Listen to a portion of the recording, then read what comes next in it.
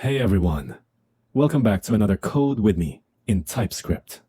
Today, we're building a simple terminal-based calculator that you can use to add, subtract, multiply, or divide numbers. And it even loops, so you can do as many calculations as you like until you choose to exit. First, we import the readline module, which allows us to get input from the user directly in the terminal.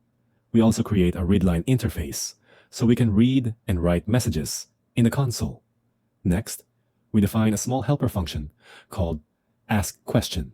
This function makes it easier to ask the user something and wait for the response using async and await.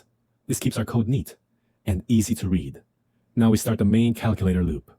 We display a menu with options: add, subtract, multiply, divide, and exit. The user chooses an option, and we ask them to enter two numbers. We always check if the input is valid.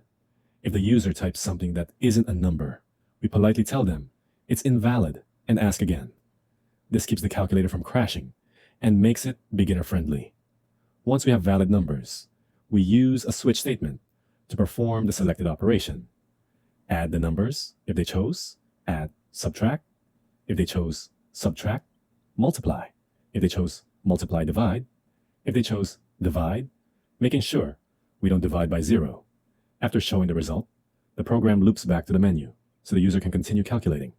If they choose exit, we say goodbye and close the readline interface.